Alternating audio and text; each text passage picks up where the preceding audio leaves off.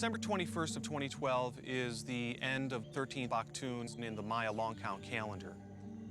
There are these doomsday theories that the poles are going to flip or solar flares are going to happen. Pues mucha gente dice que en el 2012 es el fin del mundo, porque hasta el 2012 se termina el calendario maya. La Tierra va a dar un giro, va dando un giro. Entonces, la parte norte va a quedar hacia la parte sur. Van a haber algunos desastres naturales.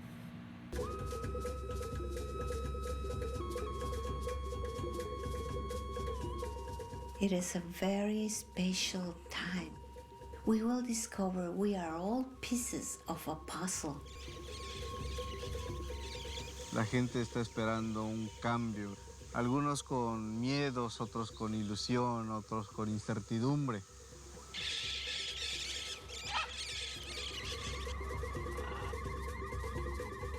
We have the Hopi prophecy of an emergence from one world to another world, and the Pachacuti prophecy of a golden age where the three realms converge, and the Maori prophecy of the veil will dissolve between this world and the next.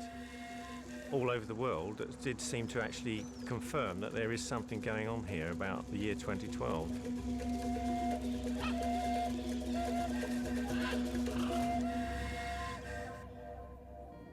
December 21st, 2012. This date, identified by the Maya nearly 1,400 years ago, has in recent years become the source of great curiosity and debate. Some believe it will bring catastrophe. Others, enlightenment. But what did the ancient Maya themselves believe? In 2012, the beginning, our investigation takes us around the world to uncover what the sacred Maya texts really say. At the ruins of Copan, Honduras, we go where few individuals and even fewer cameras have gone. 20 meters underground to the 1,600-year-old Margarita Temple. But where did the doomsday theory begin? An important clue is found in a most unlikely place. A dimly lit room in Dresden, Germany. Across the globe in Guatemala, the veil is lifted from the mysterious world of Maya shamanism. And in Mexico, we examine the rarely seen Tortuguero Monument 6, which bears the only known inscription of this much-storied date. As the fateful date draws closer, we turn to noted archaeologists, scholars, and the living Maya. They take us into the field, to the very origins of the Maya long count calendar, and into their lives and sacred ceremonies. Together, these people from very different worlds shed light on a date that has long been shrouded in mystery and intrigue.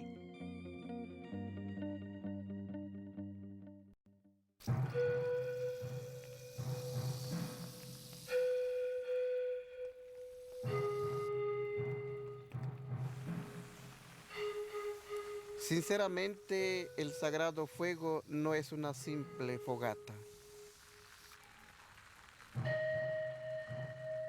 Nosotros lo definimos el conjunto de disciplinas y creencias ancestrales que nos ayuda para que nosotros tengamos una vida de gran utilidad y de mucha alegría. Mis ancestros fueron grandes sabios. Los mayas manejaron la matemática, la filosofía, la astrología, la astronomía. Han construido un calendario maya que es exacto a los otros calendarios que gira alrededor del mundo.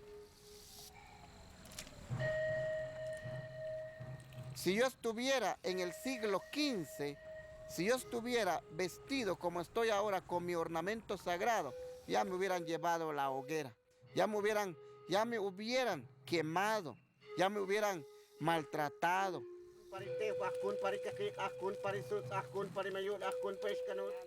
Hoy es increíble la reacción mundial que ahora el maya porque realmente vieron que nosotros somos la base fundamental de la sociedad.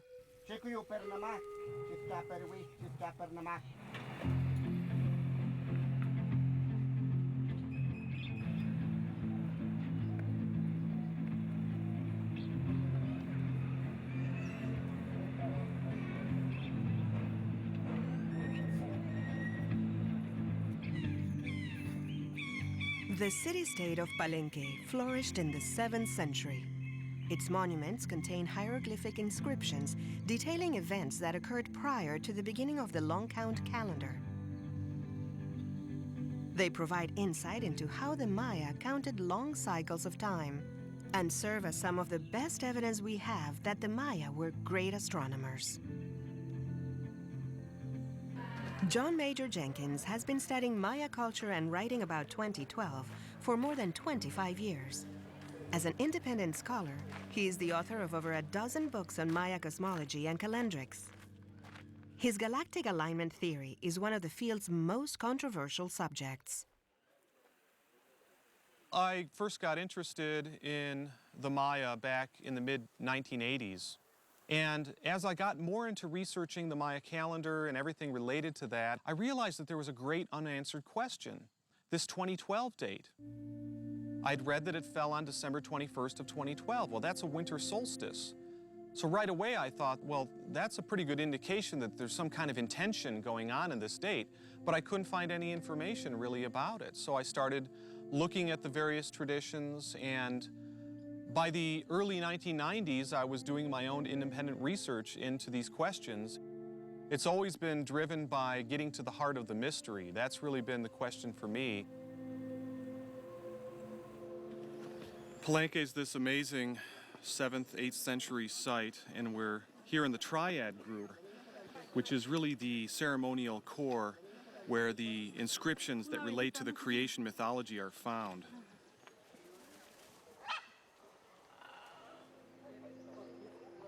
You have the Temple of the Cross, the Temple of the Sun, and the Temple of the Foliated Cross.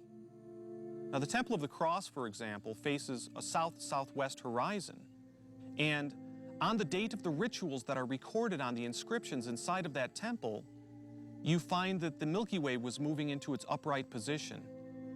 And this image of the Milky Way is reflected on the tablet inside of the temple in the form of the cross image.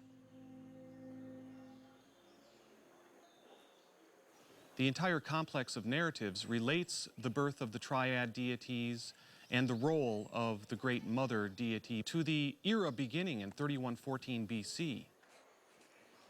However, much of the astronomy of these Triad deities is also pointing to the astronomy that culminates on the cycle end date in 2012. These are the narratives of the Maya creation mythology, and we find a consistent reference to things like the winter solstice position, the position of the sun on the Milky Way. This is basically the position of the sun in 2012. So we have these indirect references going on in the astronomy, in the mathematics of the calendar, and in the archaeoastronomical orientations of the temple buildings. My work's never been about doomsday, in fact the opposite, because what I find in the Maya creation mythology is a spiritual teaching that is about transformation and renewal. I think that accurately reflects what the ancient Maya actually believed about period endings in their calendar. Los mayas desde hace 5,000 años han manejado 20 calendarios y cada uno tiene una función en especial. El calendario que la cuenta larga tiene una duración de 5,200 años. El 21 de diciembre del 2012 se cierra un Bactún y se inicia otro Bactún. Equivaldría en la cultura europea a terminar un milenio y empezar otro milenio.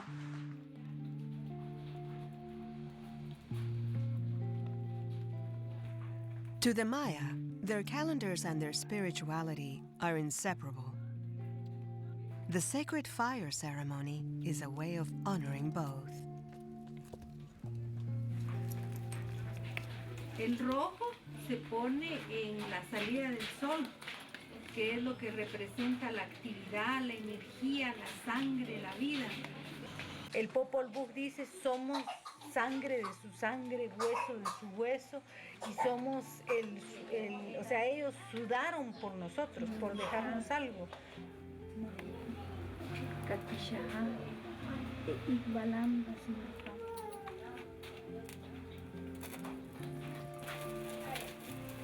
When we talk about the Maya calendar, it's very important to realize there isn't just one calendar. There are several Mayan calendars. One consists of 13 numbered days and 20 day names. So you have this ritual calendar of 260 possibilities that keeps cycling throughout the year, irrespective of the day on our calendar. And you'll notice that 260 days parallels the length a typical human baby is in the womb. And this is not a coincidence for the Maya. They love these connections between their calendars and the natural world.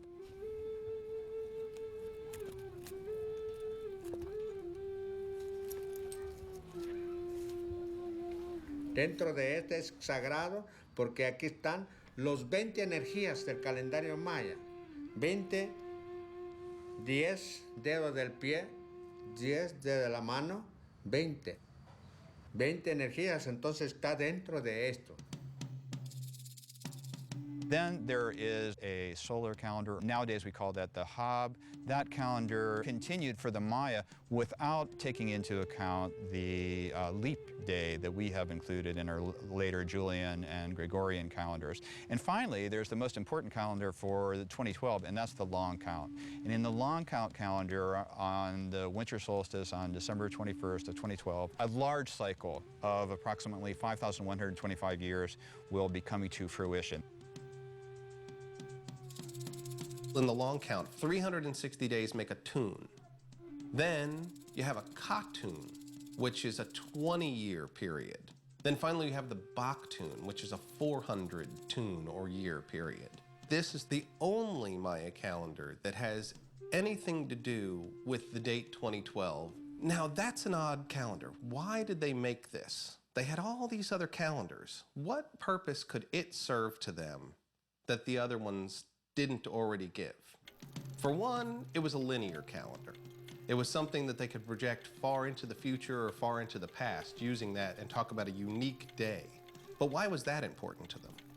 Looking at the Maya as mathematicians, one of the favorite games the Maya would constantly play were the concepts of lowest common multiples or highest common divisors. They're very interested in saying, what's the lowest common multiple between the cycle of Venus and the cycle of the sun? When we look at all those different cycles, the long count seems to incorporate all of them. The Maya are using the long count, and particularly the Baktun cycle, to know when it's time to change the way they're doing things versus when it's time to follow the status quo. We see major changes in their politics, in where they live and how they live, right at the change of each one of these Baktuns, leading up to this next one, the 13th Baktun.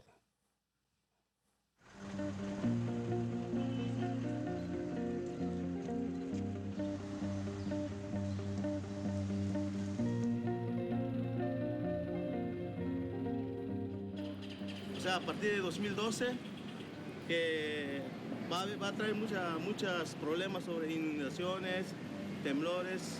Pues según el calendario maya marca así, pues de esto nuestro antepasado país lo basamos, pues que viene algo pues que donde no había sucedido anteriormente.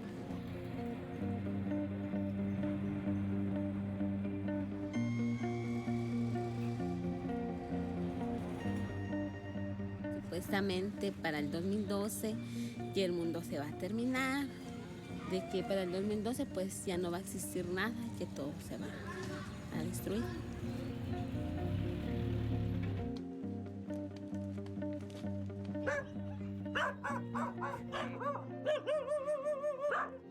A los mayas que eran antes, esos se explicaban bien. Pero a ese tiempo nosotros cuando de los mayas que eso sí no nos acordamos. Todo se ha perdido.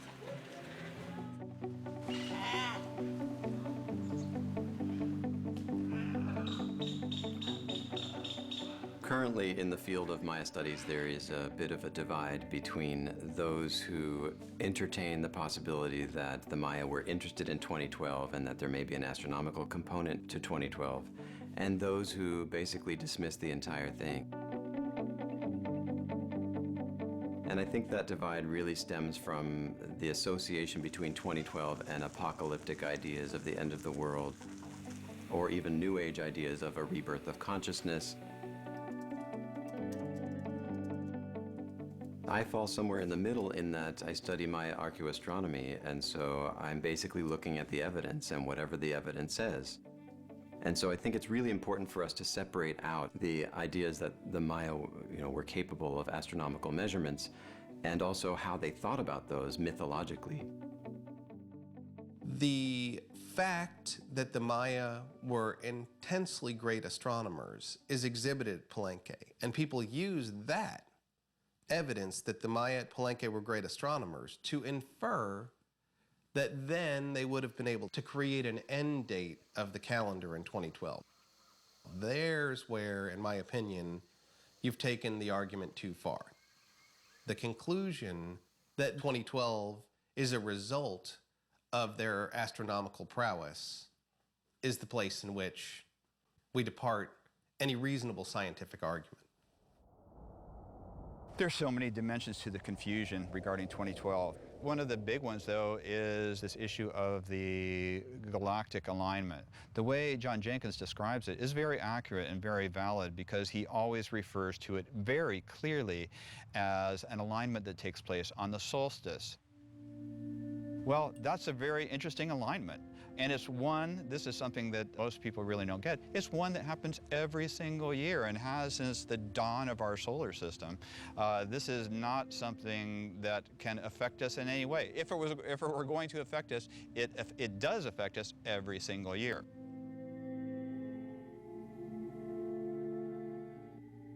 There is definitely a schism between New Agers and scholars. The rocks are being thrown on both sides, there's no question. I'd like to see that schism healed. Barbara McLeod is a pilot, anthropologist, and epigrapher specializing in Maya languages. Together with archaeologist Sven Gronemeyer, she made the most comprehensive decipherment of Tortuguero Monument 6. This monument contains the only known inscription citing the December 21st, 2012 date. This is my contribution. I know what the ancient Maya said.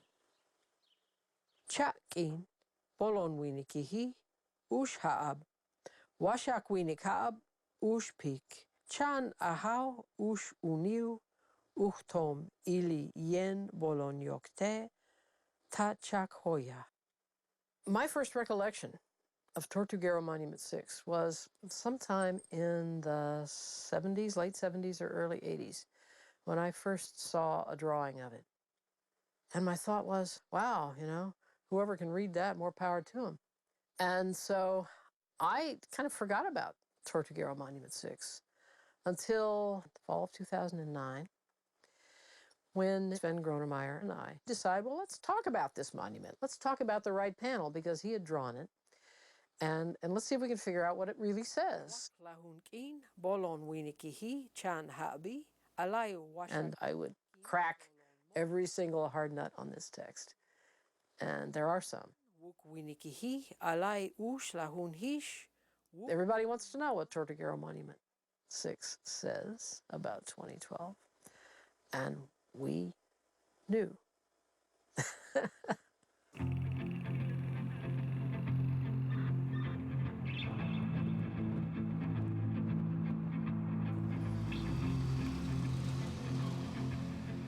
We're actually approaching the museum that has the Tortuguero Monument 6. And of course, Monument 6 is the only known inscription that has the 2012 date on it. Monument 6 is the biographical testimonial of the 7th century Maya king named Balam Ahau, or Lord Jaguar. Lord Jaguar basically was using 2012 in a certain way, and it involves the relationship between his birthday and the 2012 date. By some miracle, we were able to pull off getting permission to view and examine the monument. It's really an amazing opportunity and honor to be able to do this, because there was a flood several years ago and the museum has been rebuilding, and Monument 6 has actually been in storage.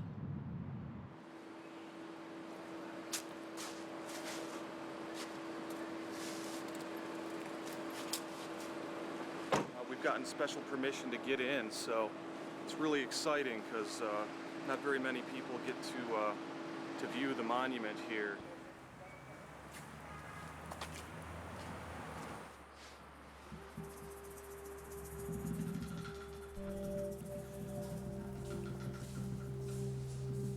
Oh, wow.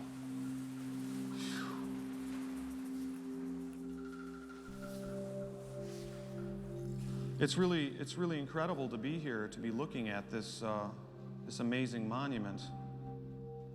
It's amazing that it's survived. So many monuments get destroyed, and this is the key to understanding what the ancient Maya were thinking about and why they thought 2012 was such an important date. It's amazing. Over here you have the building dedication. This corresponds to January 10th of 669 AD. You also have deep time mythological dates going on that are calculated with distance numbers. Distance numbers are generating each successive date.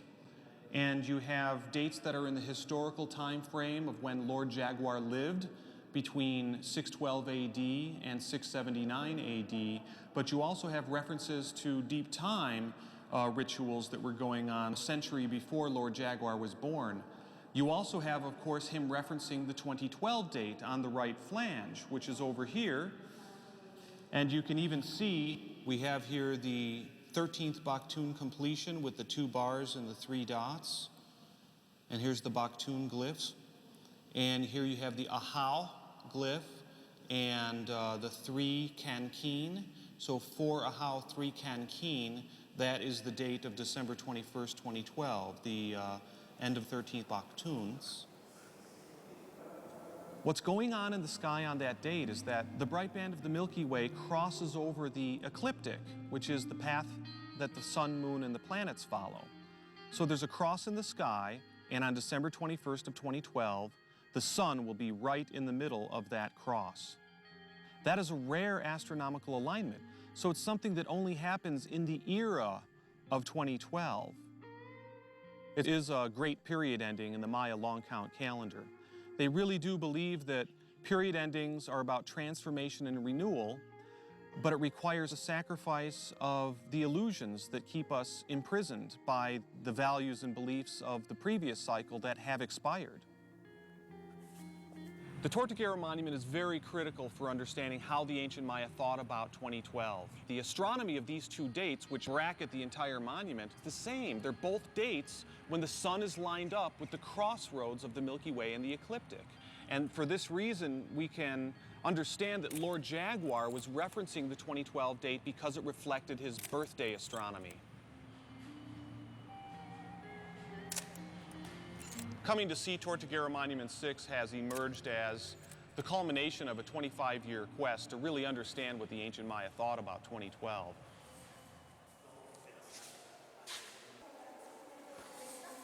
I think it's important to point out that you can't just look at the right panel of this monument in isolation. That's the part that mentions the 2012 date. It was a T-shaped monument, but the left panel has never been seen, but it must have recorded the king's birth date, because the main text opens up with a distance number that counts from the king's birth date to his accession as king. And from that date, other distance numbers count to various other events, mostly war events. The reason that 2012 is mentioned on this text is because one of the gods who was present at the creation is the very same God who's mentioned on the right panel of Tortuguero Monument 6 in connection with the 2012 date. That's not an accident. This is really what the text is about. This guy is coming back again, and he is a god of war. He doesn't take sides. John Major Jenkins has proposed that the Maya intentionally placed the end of the long count on December 21st, 2012 because of this alignment with the galaxy. I don't think we have enough evidence to suggest that the creators of the long count actually intended that. I just don't think there's enough evidence for that. We know that the Maya probably had multiple interpretations of the importance of various dates, and various kings connected themselves to these past and future time periods for their own reasons. I think John Major Jenkins is a very smart man. He is very well read, better than most of my colleagues. A lot of the things that he uses to build his argument are absolutely correct. And I think along his path, he's actually come up with some important discoveries. But one of the fundamental problems I have with the Jenkins hypothesis is that the architects of the Maya calendar, some 1,500 years ago, were doing it intertwined in their religion. Whatever the reasons for the calendar, it had to have a more contemporary meaning. Well, a lot of times people try to separate spirituality from the physical world. This is the dualist approach, and it's led to many problems throughout human history. The Maya worldview integrates all the different domains of human experience, including the physical and the spiritual. And so it's no surprise that we can look at the traditions that revolve around the 2012 date and find that, yes, there is this empirical physical world component that involves astronomy, but there are also spiritual teachings that the Maya had intended to be involved in that alignment. The relation between the Mayan calendar and spirituality is very deep and very profound because it is not a spirituality that we learn from books. It is a spirituality that is active, that is present, that is alive. And when we follow the Mayan calendar, we start giving this special respect to each one. We have to believe that most of their monuments and most of their buildings were made for a spiritual reason. Recent discoveries have shed light on just how much the Maya knew about astronomy.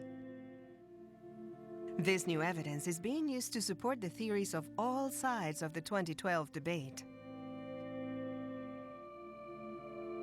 The Maya were naked eye astronomers, which basically means they weren't using telescopes, so far as we know, to observe the stars. But what they were doing is recording their observations over often many hundreds of years. One of the things that I've been interested in is trying to determine whether the Maya understood precession. What precession is, it's a phenomenon caused by the axis of the Earth wobbling like a top. The axis of the Earth right now, the North Pole is pointing towards Polaris, the North Star. But it was not doing that about 13,000 years ago. And so it wobbles, and that changes the seasonal position of the sun. From the very beginning of hieroglyphic translations, we've recognized that the Maya have this love of recording very long periods of time. Early on, they were called esoteric time worshippers. But the work of Michael Grove has looked at these long periods and recognized that they are calculating precession.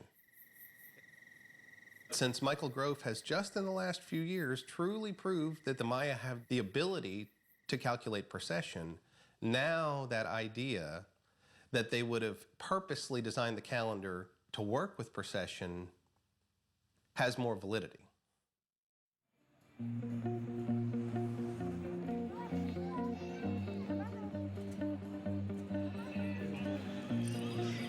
Hay muchos dicen pues que a ver el fin del mundo, así dice la gente, pero no sé si es cierto.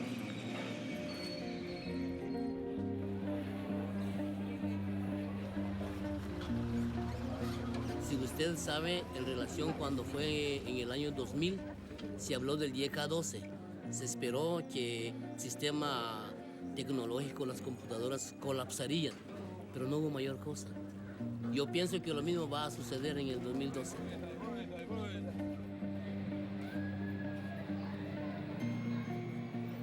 nadie sabe si sí o no.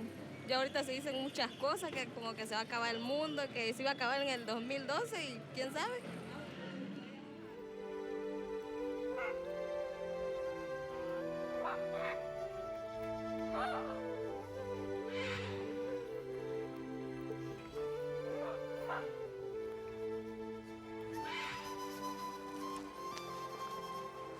The Maya had the vision that the cycles of time marched on and on and on.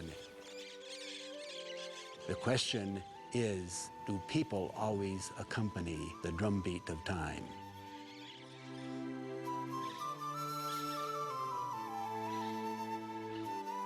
Archaeologist David W. Sadat is a University of Pennsylvania Museum consulting scholar. He led the team that discovered two of the richest tombs ever found in the Americas, the resting places of Copan's dynastic founder and his queen. Of all the major centers, Copan is really like the Athens of ancient Greece. It has extraordinary sculptures and a lengthy and complicated text in Maya writing that explain many details of their history and their belief system.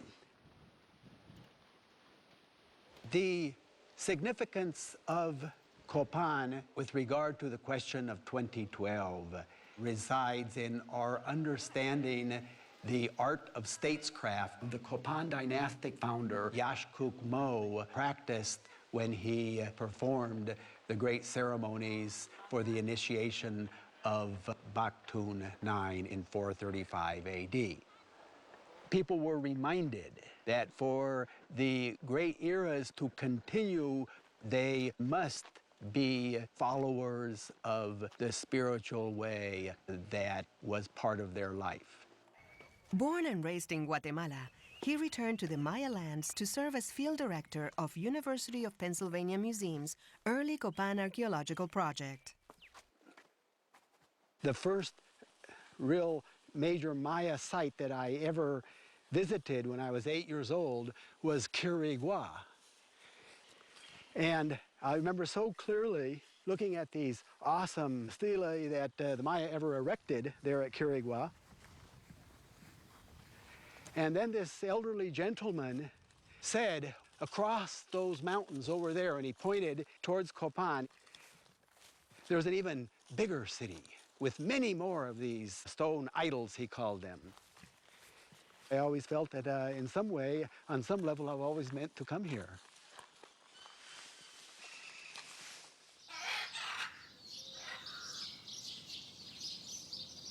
We have preserved underneath Temple 16, Margarita Temple. This is the temple that was discovered by our university back in 1993.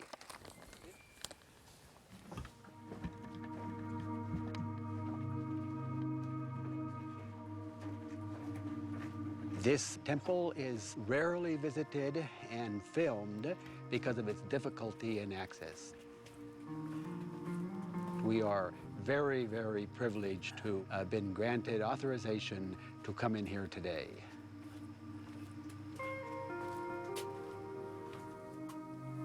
So we're going down to a level which corresponds to 435 AD. Wow, this is as impressive as ever.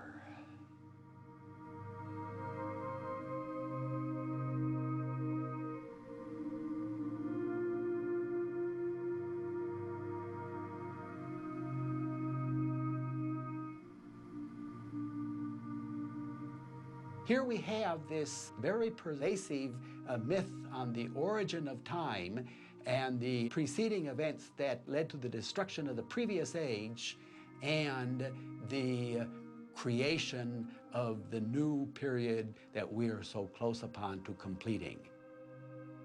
This is the name of the Copan dynastic founder, Kinichahau Yashkuk Mo.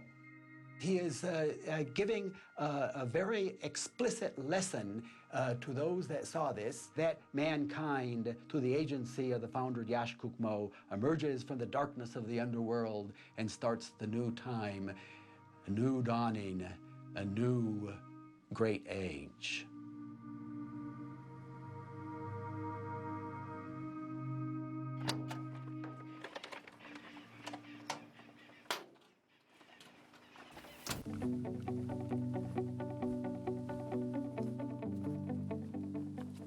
The very first reference to a cycle of 13 Baktuns actually doesn't show up until about 600 AD in the site of Copan.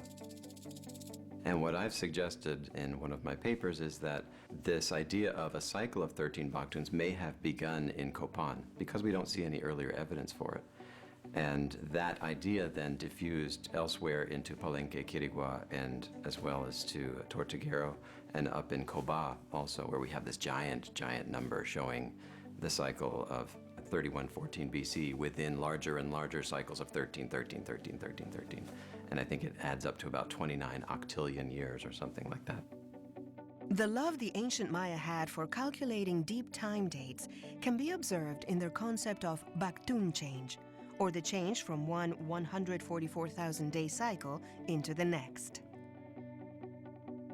If you look at the actions of the Maya people, you can see them majorly changing their society, each one of these Baktuns. All around the 9th Baktun, the Age of Kings starts. You go to the 10th Baktun, the Age of the Kings ends. All of those cities that had kings, 16, 20 kings in a row, they abandon them. Go to the 11th Baktun, and that is the abandonment of Chichen Itza, a major capital of the Yucatan. 40,000 people walk away from a city, and a new capital, Mayapan, begins.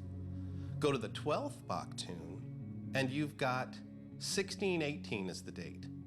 The Itza, who have been resisting the Spanish for 100 years, send an emissary to Merida, and they say, the great cycles come to an end and we're prepared for our change. And this heralds in a few decades of fighting and misunderstanding that ends the Itza. But they volunteered that information on the very same year of the 12th Baktun. The 13th Baktun, I think, at least to classic Maya people, would have been something particularly important. It would have been recognized as the anniversary of the beginning of this creation, the fourth creation. We're people of the fourth creation, and texts are very clear that right where the third creation ends and the fourth creation begins, the calendar resets like the odometer on your car. Leading it from that first day, August 13th, 3114 BC, and running 13 Baktuns up, we get to 2012, December 21st.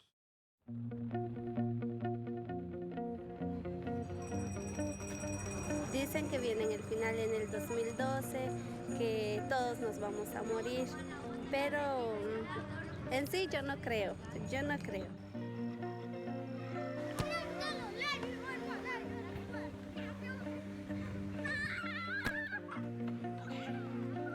Según los mayas, lo que sucedió fue que va a suceder una hecatombe para que la naturaleza se vuelva a renacer. Eso es.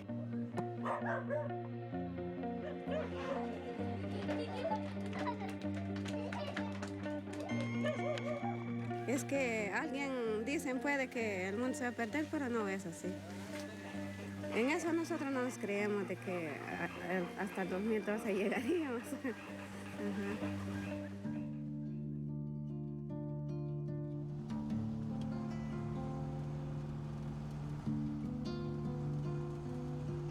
Dresden, Germany is home to the Dresden Codex.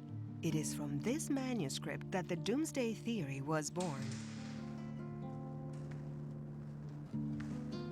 The Dresden Codex is one of the 3 or 4 surviving Maya books, most of which were burned by the Spanish Inquisition, basically. It seems to be a manual with mostly astronomical and calendrical information. We know obviously that the Maya were interested in astronomy, but here in the Dresden Codex we have some of the most beautiful and refined examples of their astronomical and calendrical measurements. They had thousands of these, and it's all gone, you know? It's all gone. It's just a pity, but it is.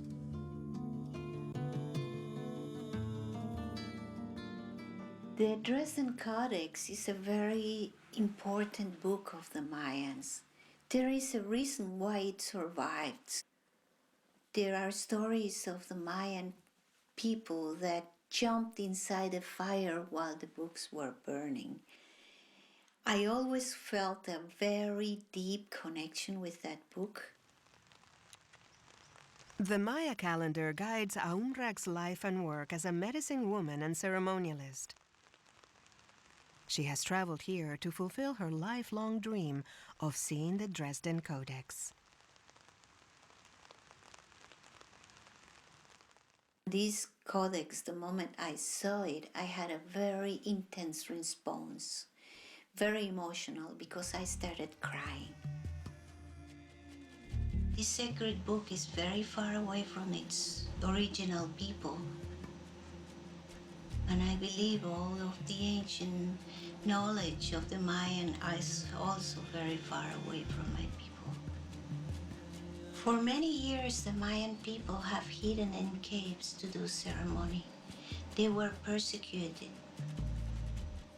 From the time the conquerors came to our countries, they saw the snakes depicted, and the snakes meant the devil for the conquerors. So they start burning their books, killing the wise men, the wise women, destroying the sacred places and the pyramids, and trying to convince people that the church was the real path.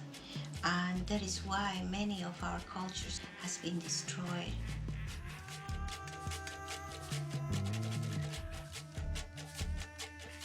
Page 74 of the Dresden Codex contains a very famous image of what's called the flood scene. And it shows a giant caiman up in the sky with a sky band on his body, and his head is inverted, and out of his mouth is pouring a lot of water. And there's kind of dark coloring in the background showing us that this is some kind of cataclysmic event. A lot of people have interpreted this as what's going to happen in 2012, but actually there is no mention whatsoever of 2012 in any part of the Dresden Codex. One of the first interpreters of the Dresden Codex, a librarian in Dresden named Ernst Förstmann, was one of the first to identify that scene as the end of the world. And that was later picked up by other scholars who have referenced it in that way. But really, I think it's not necessarily a future prediction, it's more of a description of something that happened in the past, mythologically.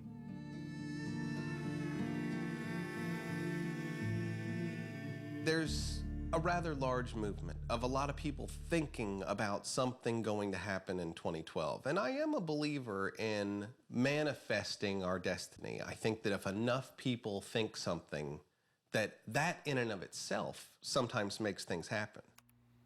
As Maya archaeologist, I talk about what we see from ancient and contemporary Maya wisdom. What are they saying about this? And from the Maya perspective, I think they see these turns of Baktuns, which is coming here in 2012, as an opportunity to change, as a correct time in our lives where we got to put away things that have gone stale and have the bravery and the agency to change. I think there's a paradigm shift going on the level of people all over the planet coming together and putting on the table an agenda for humanity. There's no question that that's something real. They're concerned with issues that everyone's concerned with, or everyone should be concerned with. The exhaustion of our resources, the overcrowding on the planet, the mismanagement of the resources we have, the constant conflicts and wars and competitions. These are all problems that I think are really coming to a head, and I think that the 2012 movement, or whatever you want to call it, is bringing that into focus. We as human beings in this passage in the Popol Vuh have had a haze cast over our eyes. When the original inhabitants on the planet were created, the gods deliberately clouded their eyes so they could not see clearly. That is our current situation. We do not see the damage. The end of the world is one that is going to take place by little scratches and cuts. It's not going to be a big explosion. It's happening now, and we're partying and running around as if everything's fine. Para el 21 de diciembre del 2012, lo único que hay que hacer es entrar en un estado de conciencia de no dañar la madre tierra, de dejar de utilizar tanto empaque plástico, de dejar de estar utilizando una vida instantánea y desechable que está arruinando a la madre tierra. Por cualquier situación, todo tiene doble, triple empaque y estamos dañando a la madre tierra. The Maya world is really about understanding one's deep relationship to the world, how we are indispensable participants in the world that we live in. We are not outside of the universe. We participate in and belong to the universe. We are part and parcel of everything that goes on around us. And we probably need to think about behaving in such a way that honors this interdependence. I think the great intellectual energy that the Maya started can really benefit us and focus us on what we would hope would be the best solution, a new beginning, the beginning of a new great era, and be the ones to be the agent of that change. So I think if we have a Maya message at all here, it's not that an apocalypse is coming, it's not that we're going to stand around passively and receive gifts we didn't work towards, but that this is the right time to put away old things that aren't working and start new things that'll work again.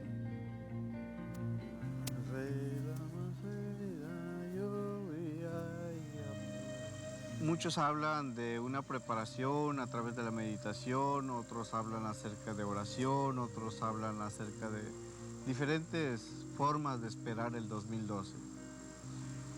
Pero lo más importante ahorita es lograr la unidad de conciencia. No importa de qué religión seas, qué filosofía tengas, no importa tu forma de pensar, sino la intención que tú tengas para lograr un mundo más armonioso. Cuando nosotros nos empecemos a reunir y empecemos a convivir espiritualmente y energéticamente, podemos transformar este mundo. My hope is that as we approach 2012, that we may actually be able to reflect on who the Maya were, what they were about, and why these kinds of cycles of time were interesting to them. But also reflecting on us as humanity and what is our connection to these large cycles of time? What does it mean to look up in the sky and observe the positions of the planets and the moon and the stars? As an astronomer, my hope is really to redirect people to become naked-eye astronomers again, to look at what the Maya saw and look at what cultures all over the world have been looking at, and to turn our lights off and really go outside and look up and to wonder about our place in the universe. Este es un mensaje de paz para la nueva generación venidera. Así que no hay duda, todos con convicción, todos con mucha voluntad y todos con mucha fe, con nosotros mismos, estamos cerca para comenzar el ciclo de paz, el ciclo de amor, el ciclo de comprensión, el ciclo de perdón.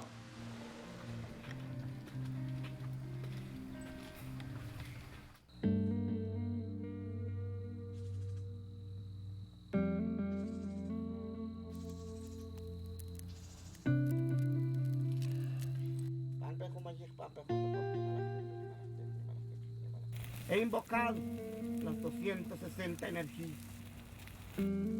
las 13 energías cósmicas, pilares de la vida maya. Gracias, Nahual. Gracias, Ajao. Creador y formador, padre formador, madre formador. Con nosotros, los mayas, en el pensamiento maya, no existe un final absoluto. Existe un renacer, una transformación, y eso nos demuestra el Popol Vuh, el libro sagrado de los quichés. Cuando fueron asesinados Junjunacpú e Ixpalanque, la madre, la doncella Ixquic, desde su huipil largo, lo agarró la ceniza de sus hijos y con sus lágrimas, porque lloró, esas cenizas se fueron al río.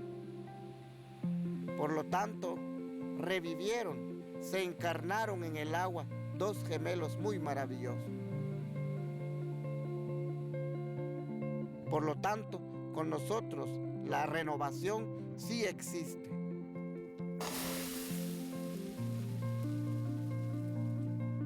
Nos reencarnamos y nunca nos morimos.